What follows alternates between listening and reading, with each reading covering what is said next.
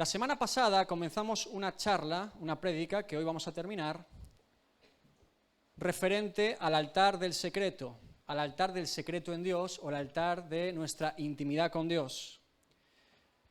Y fuimos a Mateo capítulo 6, versos 5 y 6, en los que Jesús le explica a sus discípulos que el verdadero creyente no tiene que fijarse o enfocarse en una relación con Dios delante de los demás, en la que todos pueden ver cuán buenos somos, cuán santos somos, sino que nuestra relación está en el secreto. Y dice, ve a tu habitación cerrando la puerta, y Dios que está en el secreto te recompensará en lo público.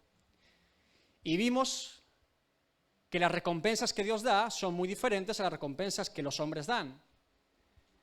Que en ese secreto con Dios, en esa intimidad con Dios, Dios comienza a cambiar nuestro carácter, nuestra manera de ser, nuestra manera de hablar, nuestra manera de comportarnos, y que va moldeando nuestra vida conforme a su voluntad y a su carácter. Son recompensas que no se pueden dar a través de los hombres, solo Dios las puede dar. Y también vimos que la primera recompensa que Dios daba era la generosidad, una generosidad extrema.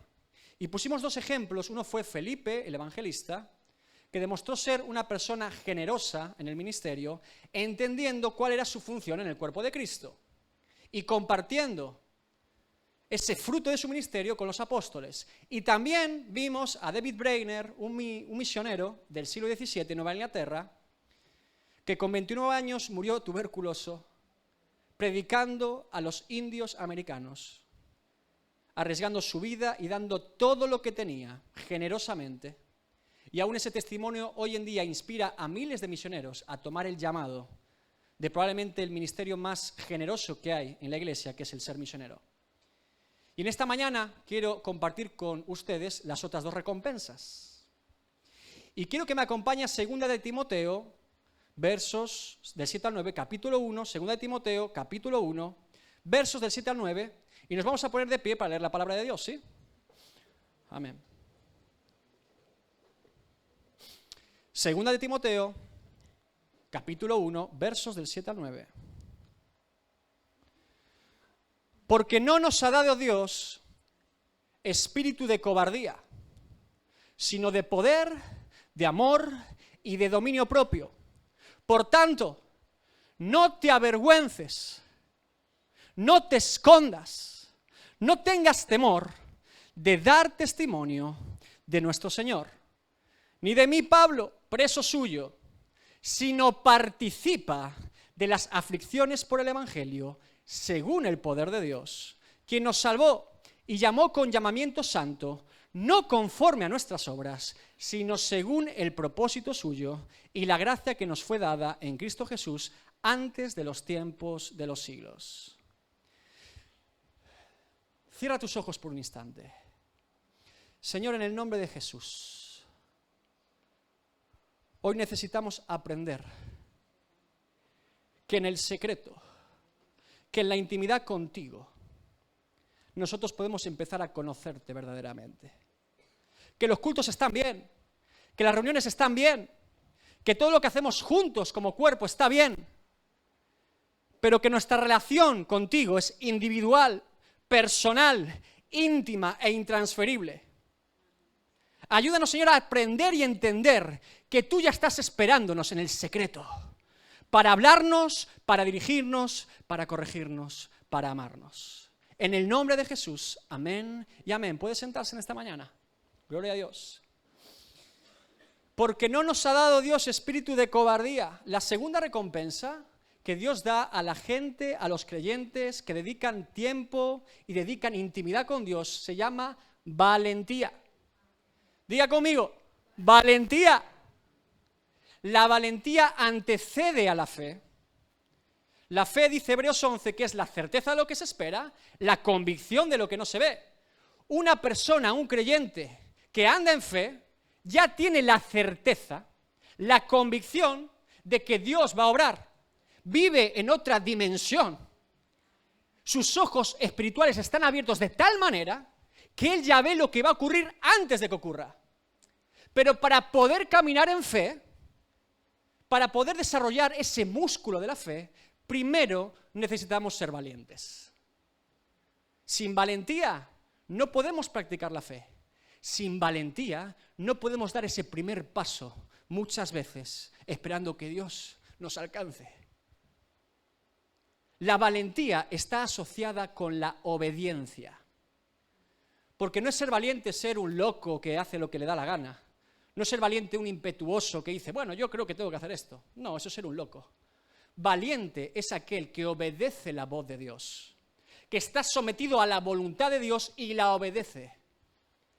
Pero ¿cómo voy a obedecer la voz de Dios si no la puedo reconocer?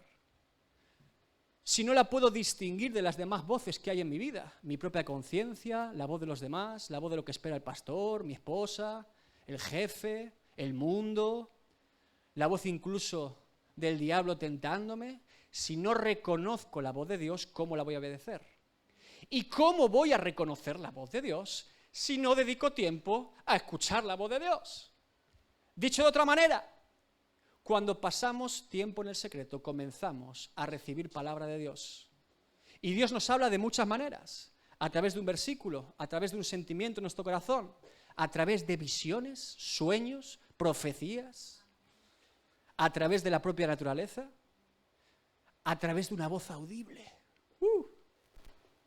Dios nos habla de muchas maneras, pero es muy difícil que Dios nos hable si dedicamos 3 minutos para leer la palabra y 2 para orar rápidamente antes de un domingo. ¿Sí? Eso es una relación antinatural. La gente que dedica tiempo a Dios comienza a escuchar la voz de Dios. La gente que comienza a escuchar la voz de Dios comienza a reconocer y distinguir la voz de Dios de las demás voces. Y por eso la puede obedecer valientemente y comenzar un camino en fe.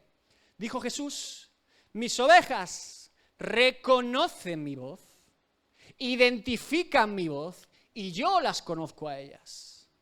¿Qué ejemplo te puedo dar de un anónimo en la Biblia que reconocía la voz de Dios y la obedecía valientemente? Solo aparece en un capítulo de la Biblia, en Hechos 9, un tal Ananías.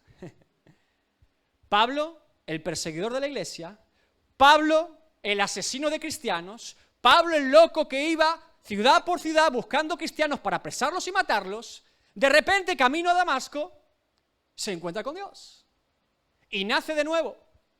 Pero nadie más que Pablo y Dios sabían lo que había pasado allí. No había testimonios fieles de que Pablo había nacido de nuevo.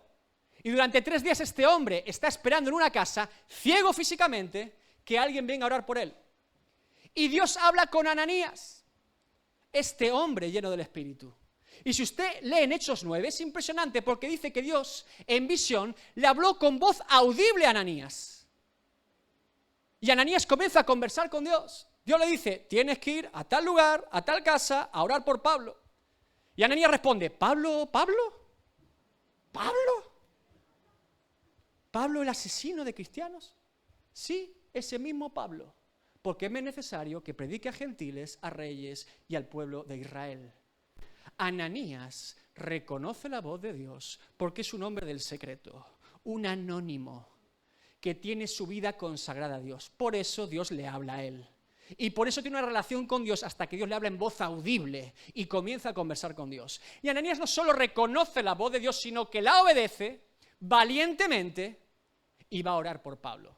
Mire, hermano, si Ananías se llega a confundir de voz, se estaba jugando la vida, Ir a ver a Pablo en aquel tiempo era jugarse la vida. Te iba a matar seguro. Hola, soy cristiano, muerto. Pero él identificó que no era su voz, no era su propio interés, era la voz de Dios. Y obedeció la voz de Dios siendo valiente, hermano. La naturaleza del creyente es ser valiente. Dios no nos llamó a ser cobardes. Dios no nos llamó a esconder nuestra cabeza debajo de la tierra como las avestruces. Hay algo en el creyente que comienza a operar cuando comenzamos a ser valientes en Dios, con osadía santa. Hay un antes y un después en la vida del creyente cuando entiende que es cuerpo y que tiene una función en el cuerpo y que es útil. Y hay un antes y un después en la vida del creyente cuando comienza a entender que es ejército de Dios. Que en este mundo vivimos una batalla espiritual de 2 reinos enfrentados y que cada culto es una guerra, que cada alma es una batalla. Y cuando entendemos esto, hermano, todo comienza a cambiar en nuestra vida, porque ya no somos pasivos, sino que estamos con la espada preparada para desenfundar. Hay un texto que estos días viene a mi vida y se lo quiero compartir en Mateo 11 y 12. Jesús le dice a sus discípulos: desde los días de Juan el Bautista hasta hoy, el reino de los cielos sufre violencia. Y los violentos, los valientes, los decididos, los impetuosos, los que no se esconden, los que no temen, los que no dudan, lo arrebatan.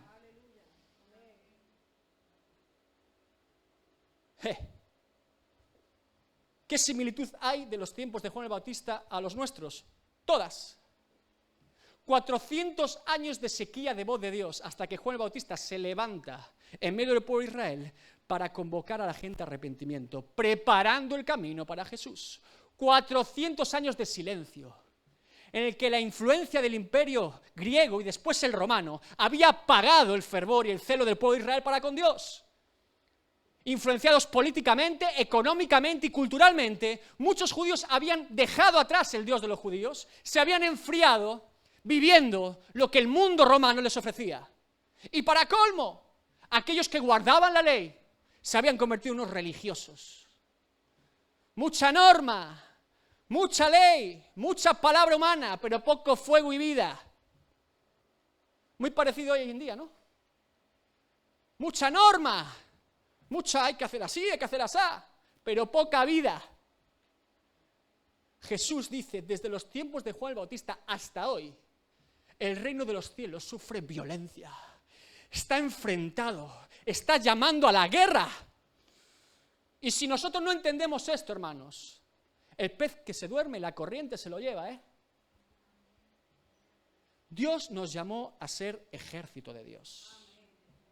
Guerreros. ¿Contra qué hay que ser violentos? ¿Contra la gente? No. Mire, con las personas, sean creyentes o no, amor y misericordia, El mismo amor y misericordia que nos llegó a nosotros cuando conocimos a Dios es el mismo amor y misericordia y paciencia que tenemos que dar a los demás. Dios no nos llamó a pelearnos entre nosotros, ni a discutir teológicamente, ni a decir esto es así, esto es asá, yo tengo razón, tú no tienes razón, este es salvo, este no es salvo. Basta ya de esto, Y con los no creyentes mucho menos. El que transforma las vidas es Cristo, Por mucho que machaquemos a la gente, hermano. Y si usted me pregunta mi opinión en algo personal, yo le daré mi opinión sincera, le diré, yo le recomiendo esto, o yo entiendo esto de parte de Dios. Pero es que a veces hablamos sin que nos pregunten. Vamos por ahí. Dios no nos dio una toga de juez a ninguno, No es un ministerio de la Biblia ser juez de los hermanos. El juez es Dios. A la gente amor y misericordia. Pero entonces, ¿contra qué tenemos que ser bien violentos? Yo os lo digo. Nuestra lucha no es contra carne ni sangre.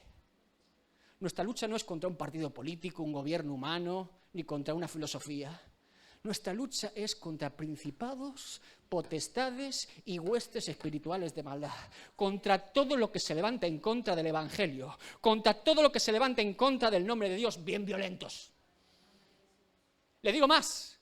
¿Contra qué más podemos ser violentos? Contra todo aquello que en nuestra vida, que por los deseos de la carne, que por la concupiscencia, como dice Pablo, se levanta en contra de la voluntad y el llamado de Dios. Contra eso también bien violentos.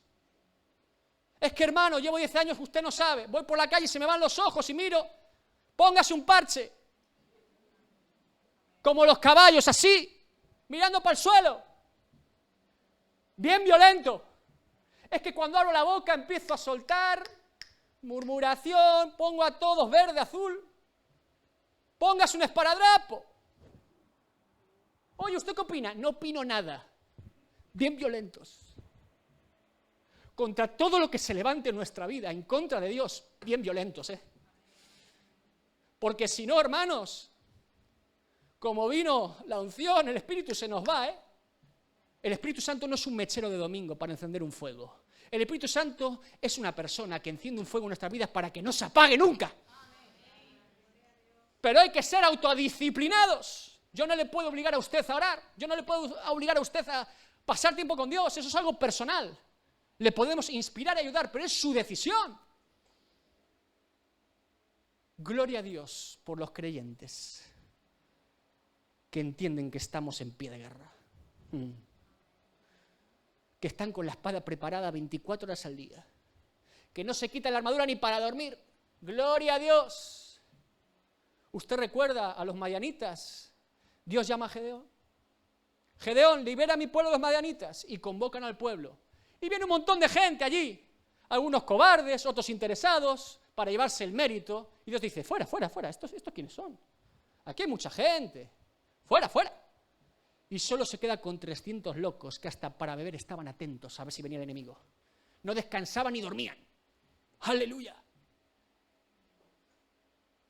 Gloria a Dios, hermanos, por creyentes que en el secreto, escuchando la voz de Dios, desarrollaron una recompensa muy importante, que es la valentía, el valor, el honor del Evangelio.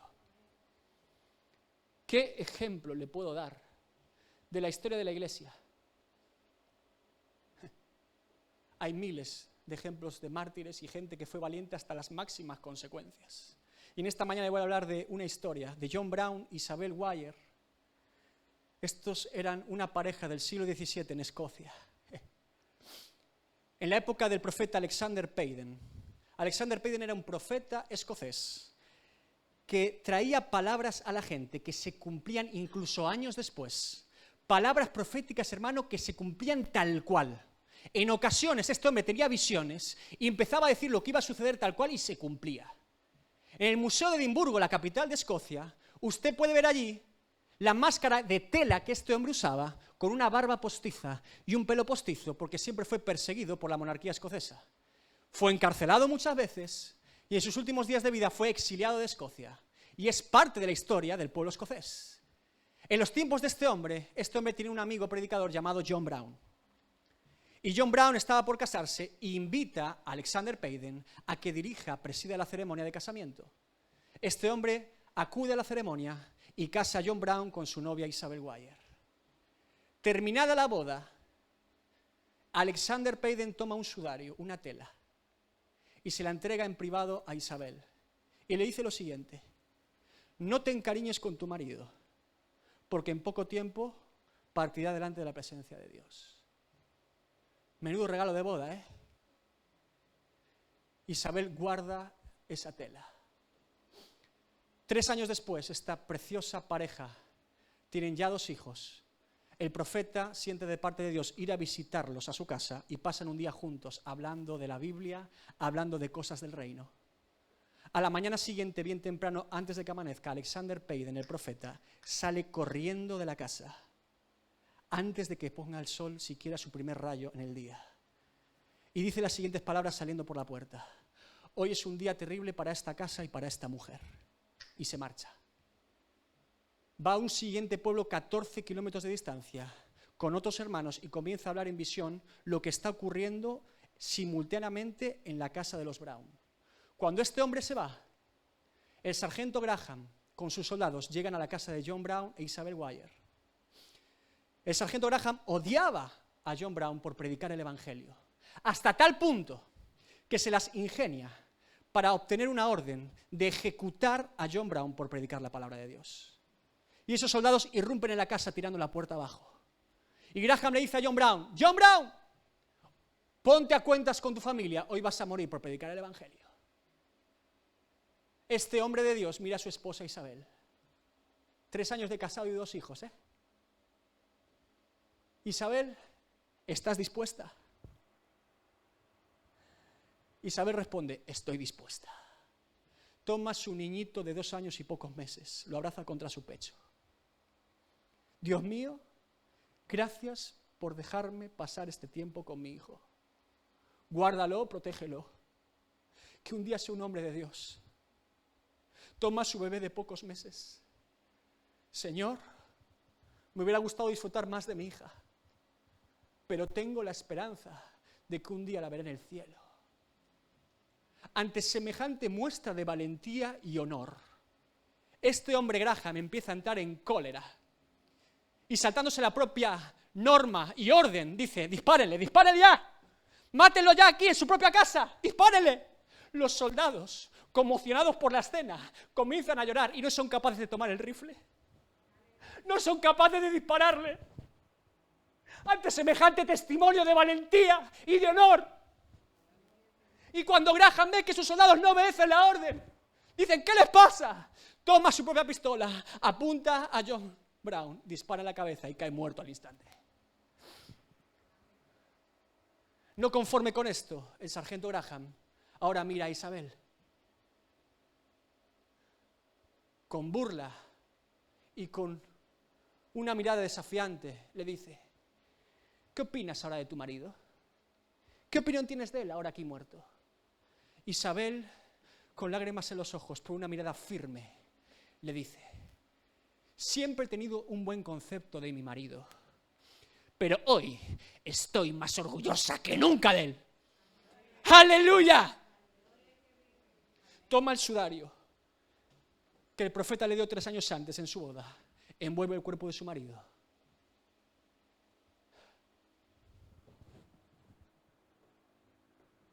Oh.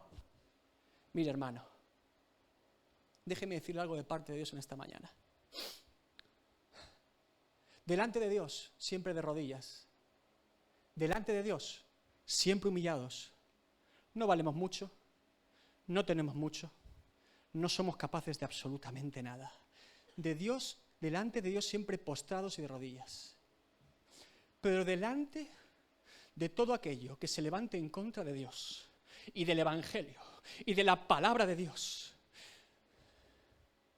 de todo aquello que se levante en contra de la voluntad de Dios, bien firmes, con la cabeza bien alta, bien orgullosos, bien valientes, sin retroceder, hasta las máximas consecuencias. ¿Me oyó? Es que ustedes los cristianos son raros. Sí, somos raros. Vamos a quitarnos las caretas ya. Somos raros, claro que somos raros. Yo no creo en un Cristo muerto, creo en un Cristo vivo y resucitado. Claro que es raro.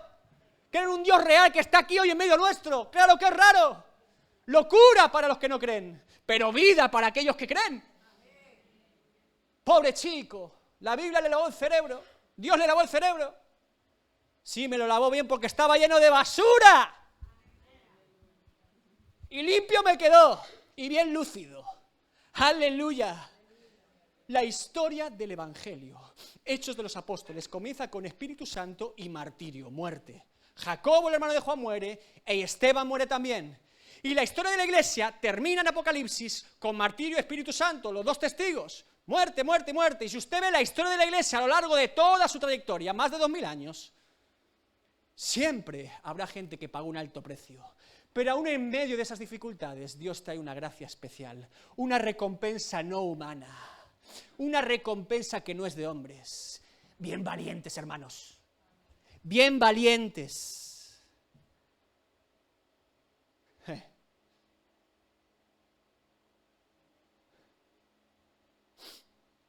En el mundo tendréis aflicción, dijo Jesús, pero confiad, yo he vencido al mundo.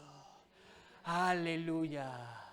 Los valientes arrebatan el reino, se imponen, tienen iniciativa, van los primeros. Aleluya. La última recompensa en esta mañana, quizá la más importante y más olvidada en estos tiempos. Si usted tiene que pedir a Dios en el secreto alguna de las 3, pida esta primera y no la deje escapar nunca. La tercera recompensa se llama integridad. Diga conmigo, integridad, pureza, santidad, santidad extrema, pureza, integridad. Jesús le dice a sus discípulos, ¿oísteis que fue dicho? No cometerás adulterio, pero yo os digo que cualquiera que mira a una mujer para codiciarla, ya adulteró con ella en su corazón. Duro. No estamos hablando de parecer santos ni íntegros, no estamos hablando de hacer cosas buenas para que la gente diga que buenos somos, estamos hablando de gente que en el secreto, sometida a la voluntad de Dios, no permite ni que pensamientos impuros lleguen a su vida. lo cortan de raíz. Integridad. Porque muchos siervos de Dios fueron generosos, muchos siervos de Dios fueron valientes, pero a algunos se les olvidó lo más importante, integridad delante de Dios. Y la integridad no es simplemente decir, bueno, es que yo soy así. A veces decimos, no, yo soy íntegro, lo que ves es lo que hay. Si soy un sinvergüenza, eso no está bien. Integridad, hermanos, es que todo lo que no es conforme a Dios en mi vida, Dios lo va cambiando, Si yo soy un orgulloso hace 10 años y sigo siendo orgulloso hoy, algo falló en el proceso. O la vasija no fue al alfarero, o la vasija se endureció, algo pasó. Porque las personas íntegras, sometidas a la voluntad de Dios en el secreto, comienzan a ser moldeadas, incluso en su carácter, en su forma de hablar, en todo lo que piensan, en todo lo que son. Integridad, hermano, está asociado a la verdad. Es una moneda con dos caras, integridad y verdad. Si soy íntegro, vivo en la verdad. Si vivo en la verdad, soy íntegro. Mire, si alguna vez alguien se levanta en contra de usted, levantando falso testimonio, diciendo mentiras, cosas que no son. No, es que este hermano hizo y no es verdad. No se preocupe. No se aflija. Dios se pondrá a cuentas con él. Si lo que dicen de mí es mentira, ni me preocupo. No importa. Ya Dios se arreglará. No hay nada oculto que no salga a la luz. No hay nada oculto que Dios no sepa. El problema del creyente del siglo XXI, hermano, no es que la gente se levante diciendo mentiras sobre nosotros. El problema del creyente del siglo XXI es que la gente se levanta diciendo verdad sobre nosotros. Ese es el problema. El problema es que dicen verdad. ¡Ay! Sed santos, dijo Jehová a su pueblo, porque yo soy santo. No es una opción, es una vida comprometida con Dios. Integridad. La integridad está relacionada con entender el llamado que Dios nos ha dado y no salirnos de ahí. Dios me llamó a esto y no me salgo de aquí. Gloria a Dios porque otros hermanos obran de otra manera y Dios los usa de otra manera y hacen otras cosas de otra manera. Gloria a Dios, que Dios los bendiga, pero Dios me llamó a esto. Y de aquí no me salgo, soy íntegro. No, es que usted podría hacer... No, que lo haga otro. Dios me llamó a esto, integridad. ¿Qué ejemplo de la historia de la iglesia te puedo dar de un hombre íntegro como pocos? Y con él cierro el mensaje. George Fox, siglo XVII, Inglaterra. Este hombre inicia el movimiento de la Sociedad de los Amigos o llamados cuáqueros. Los cuáqueros se llamaban así por el término inglés quaker, que significa tembladores. ¿Sabes por qué le llamaban tembladores? Porque en sus cultos era habitual, movidos por el Espíritu Santo, verlos temblar. Aleluya. Los tembladores. ¡Ja! Esta gente comenzó a reformar la iglesia del siglo XVII con un mover del Espíritu muy fresco. Cosas que hoy nos parecen normales. Ya en el siglo XVII, los cuáqueros empezaron a despertar a las iglesias. Por ejemplo, cosas como que un pastor o un ministro no solo vale con tener un reconocimiento académico, sino que tiene que tener un llamado y una confirmación del llamado. Son cosas que hoy todos vemos normal. Eso lo propusieron los cuáqueros. Antes no existía. Antes ibas a una universidad, tenías ese título y eras pastor. ¡Ja! Y los cuáqueros dijeron, esto no es de Dios. ¿Qué más cosas? En el siglo XVII decían que todas las personas son iguales delante de Dios. Que ninguna persona tiene que rendir pleitesía o reverencia a ningún otro humano. Que los cristianos solo doblan sus rodillas delante de Dios y de nadie más. Esto hoy en día es bastante normal, pero en el siglo XVII, les recuerdo que había esclavitud en aquella época. Les recuerdo que en aquella época había estamentos sociales. Si tú pasabas por la calle y pasaba un noble delante tuyo y tú no levantabas tu sombrero rindiendo pleitesía, honor o reverencia, te podía acusar de falta de respeto e ir a la cárcel por ello. Ibas a la cárcel.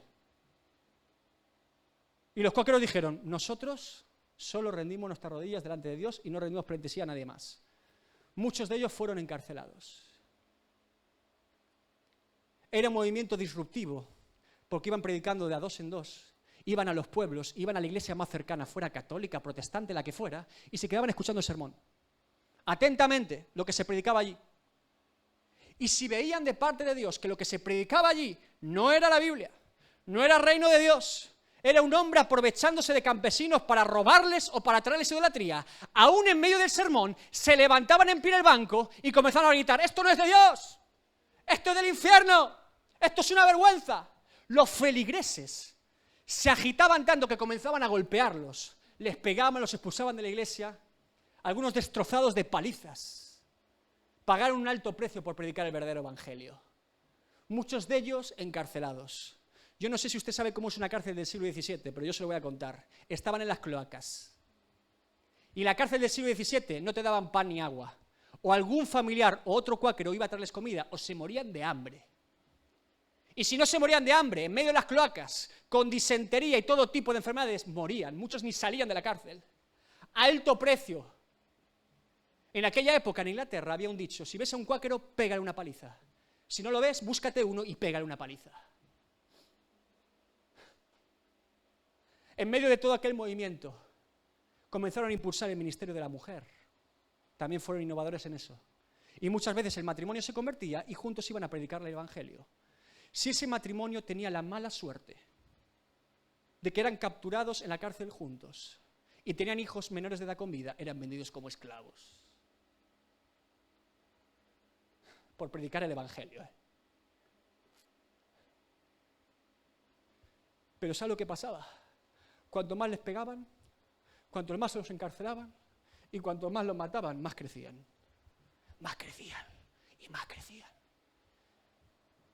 Y llegó un punto, hermano, en que este movimiento comenzó a ser relevante en Inglaterra. Y uno de los episodios más importantes de la vida de George Fox es cuando conoce al rey Cromwell, que es el testimonio que le quiero dar esta mañana. Cromwell era un general inglés, el típico lord inglés, impetuoso, decidido, arrogante. Este hombre no era de sangre real, pero durante 8 años tomó el reino de Inglaterra y fue rey de Inglaterra. En su diario personal escribió tal frase como esta: si hubiera tomado el reino de Inglaterra 10 años antes, hubiera conquistado el mundo. Bien inglés. Amado y venerado por todos los ingleses, odiado y temido por el resto de Europa y el mundo entero. Este hombre toma el reino de Inglaterra y comienza a escuchar que estos cuáqueros empiezan a predicar por las iglesias, que hay un revuelo muy grande, que algunos están en las cárceles, y quiere saber qué es lo que ocurre. Así que llama a George Fox, el fundador del movimiento cuáquero, para que venga a su palacio en una cita privada en su despacho. Llama a su coronel favorito y le dice: invita a George Fox para que venga a mi casa. Este coronel busca a George Fox por todos los pueblos y encuentra a George Fox por ahí en un pueblo predicando. ¿Es usted George Fox? Soy yo. El rey Cromwell le invita a ir a su palacio, a su despacho privado, para hablar con él. Recuerde, cuáqueros muriendo en las cárceles. Una opresión muy grande en el movimiento. Y no es que George Fox pida audiencia para pedir justicia. El rey lo llama. ¿Sabe lo que dijo George Fox? No. Dios me ha dicho que no. Ya me voy a otro pueblo a predicar. Ni lo atendió. Integridad, hermanos. Solo escuchando la voz de Dios. ¿Tienes una puerta abierta? No es el momento de Dios. Y se fue. Cuando este coronel llega a la casa de Cromwell, Cromwell dice: ¿qué le pasa a este loco? Aún tiene más ganas de conocerlo.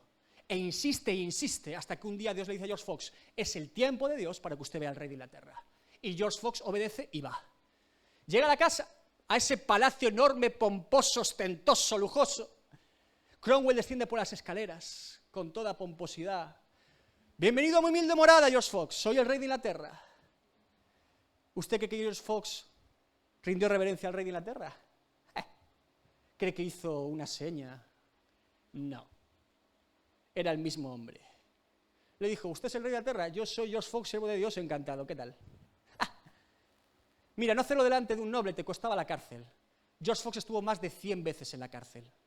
Más de 100 veces. Pero no hacerlo delante del rey de Inglaterra te costaba la vida.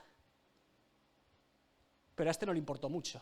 Hola, encantado, soy George Fox, siervo de Dios. Cromwell se queda estupefacto. ¿Qué ocurre aquí? ¿Qué es este loco? Lo lleva a su despacho y comienza a hablar con él. ¿Cree que George Fox edulcoró su mensaje? ¿Vino con una gran carta? Mire, los cuáqueros estamos sufriendo. No. Le empezó a predicar el ABC del Evangelio. a amonestar, a corregir y a decirle al rey de Inglaterra que era un sinvergüenza. Las mujeres que tiene por ahí amantes, esto no es de Dios. Lo que usted hace con el dinero, usted está robando, esto es un ladrón. En la cara al rey de Inglaterra. ABC del Evangelio puro y duro, sin filtros. Cuando termina la reunión después de varias horas con Cromwell y George Fox sale de ese despacho, dice que Cromwell salía llorando.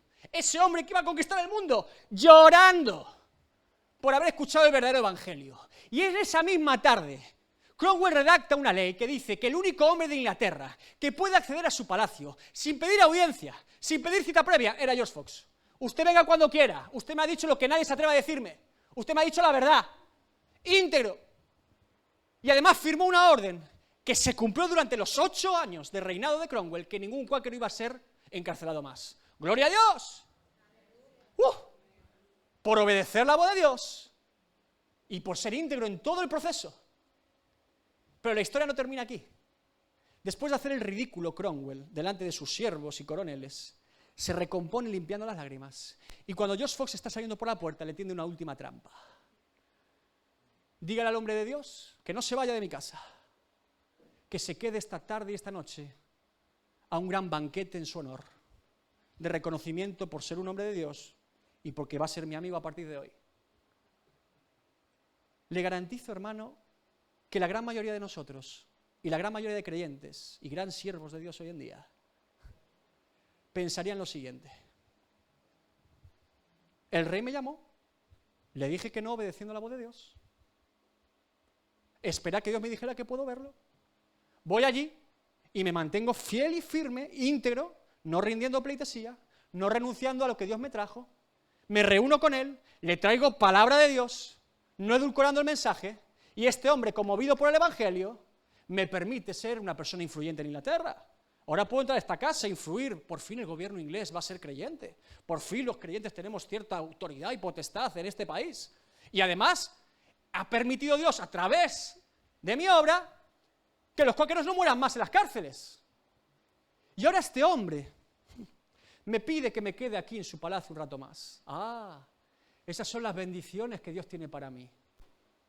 Las recompensas de un largo y duro trabajo, recibiendo palizas, y empezamos a hablar de Abraham, de Isaac, incluso lo justificamos con la Biblia. Sí, Abraham era rico.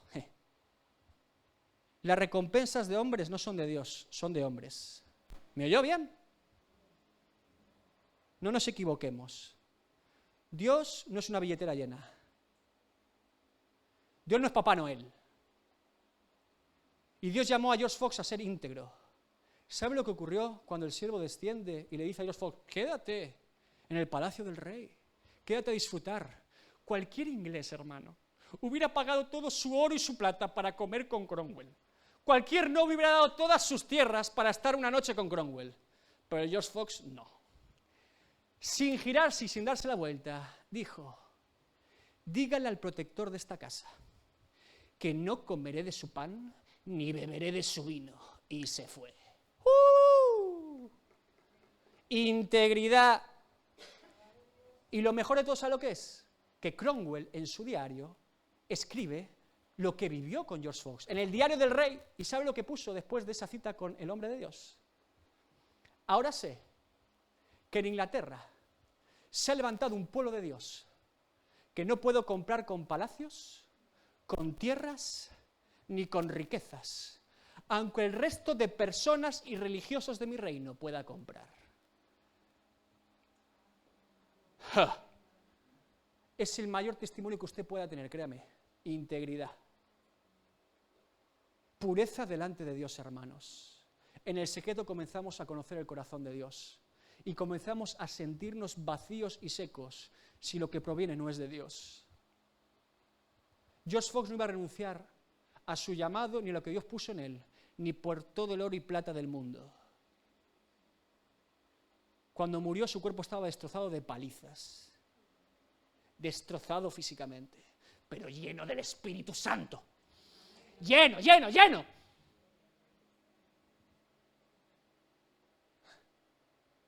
Generosidad, valentía e integridad.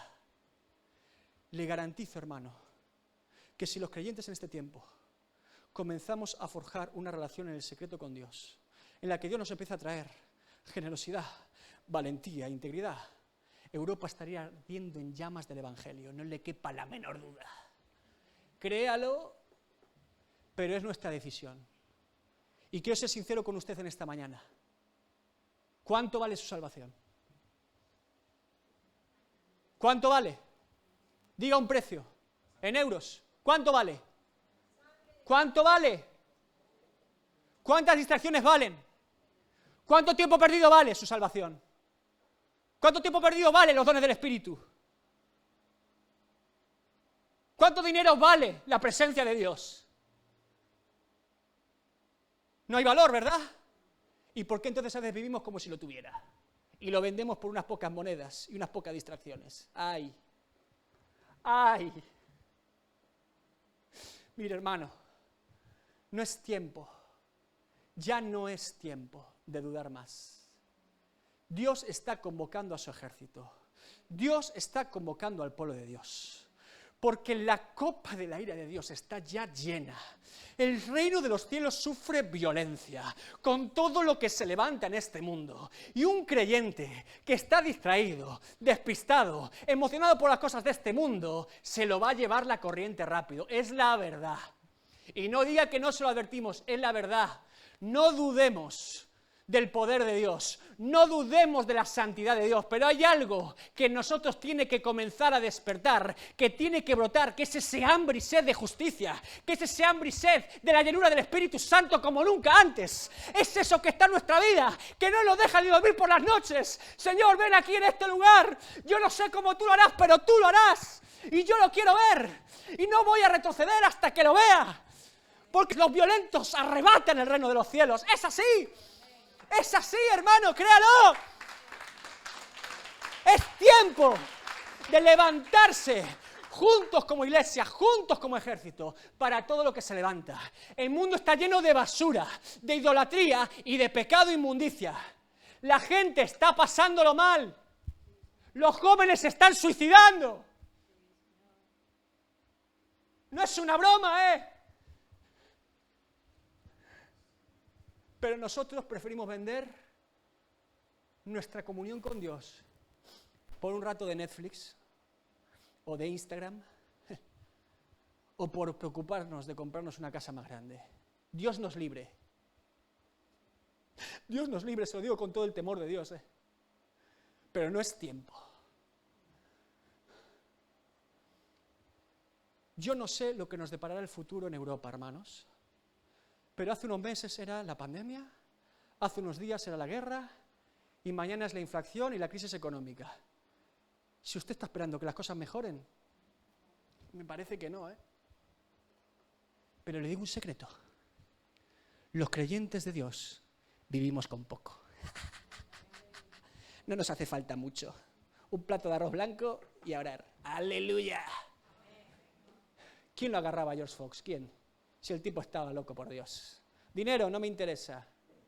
Grandes pompos, no me interesa. Yo sirvo a Dios. Créalo, hermano. Anímese en esta mañana, porque Dios hará la obra.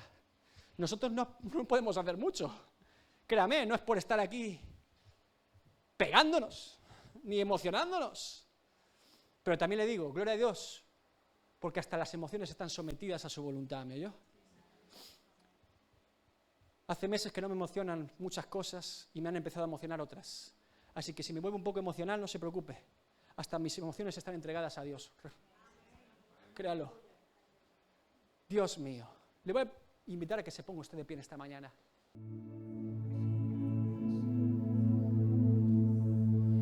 Tú fuiste el verbo en el principio, unigénito.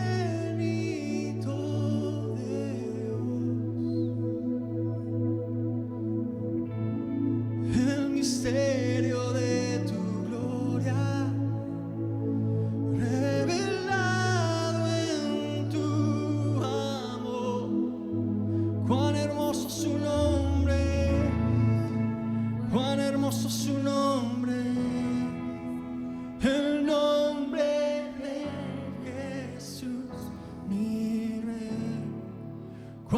hermoso su nombre, nada se iguala a él. Cuán hermoso su nombre es, no hay otro nombre.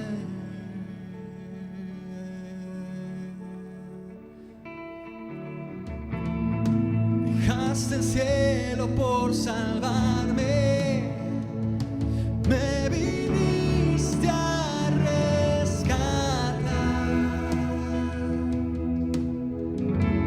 Mi transgresión tú perdonaste, nada nos separará.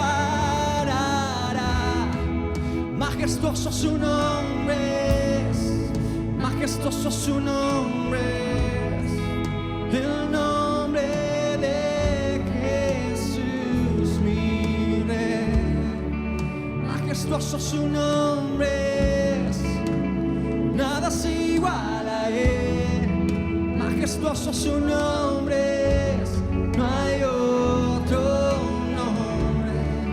Majestuoso su nombre es, no hay otro nombre.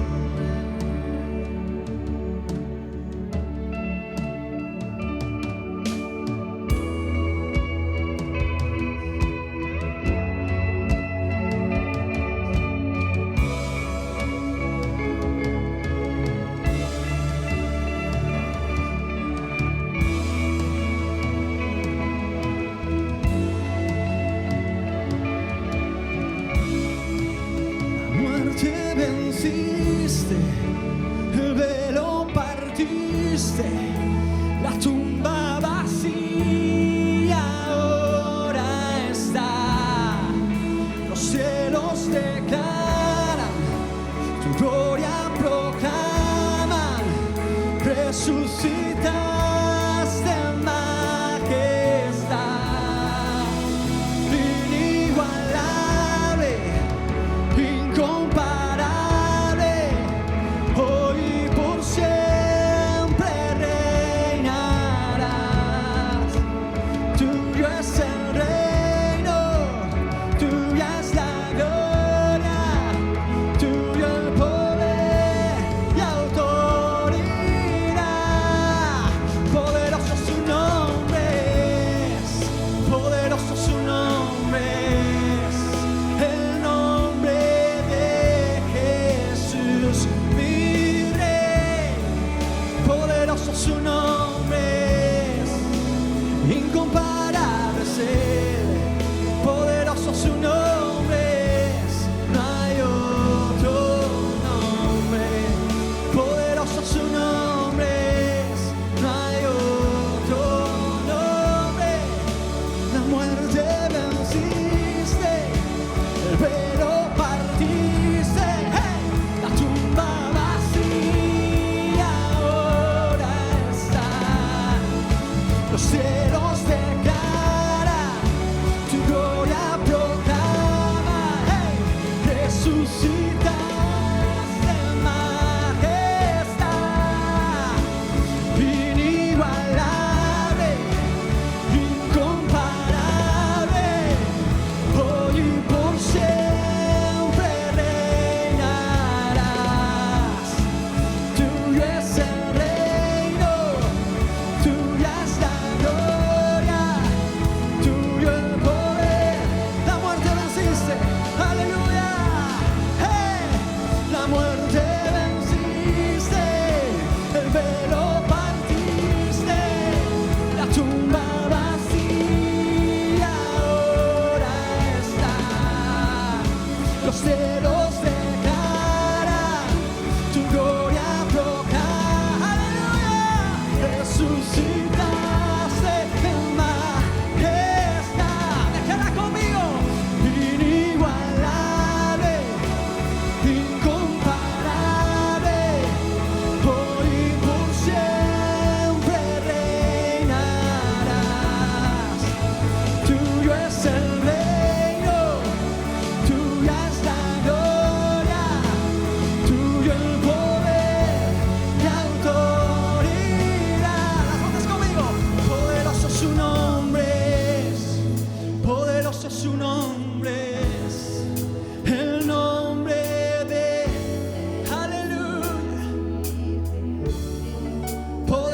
su nombre es incomparable es Él, poderoso su nombre.